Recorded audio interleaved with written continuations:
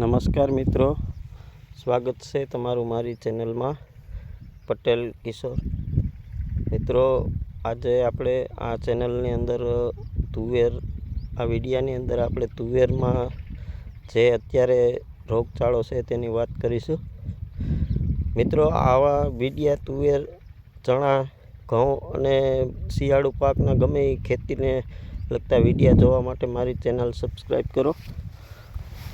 મિત્રો, તુવેરની અંદર અત્યારે બધાને એક જ પ્રોબ્લેમ છે કે સિંગું ખરી જાવી, ફૂલ ખરી જાવ.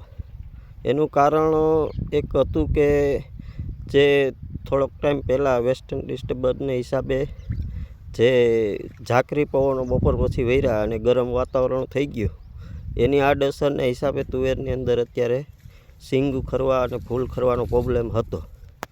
પણ હવે વાતાવરણમાં સુધારો આવ્યો એટલે એવું નથી કે આ પ્રોબ્લેમ સેટ ઉધી રહે.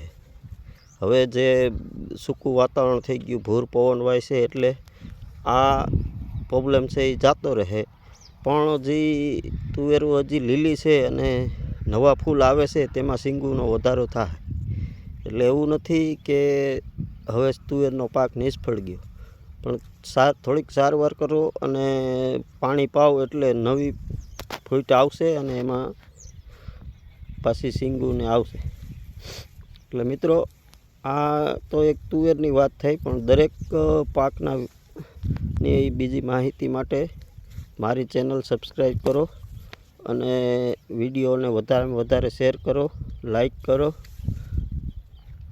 હવામાનની માહિતી માટે પણ આ ચેનલમાં તમને વિડીયા મળતા રહે.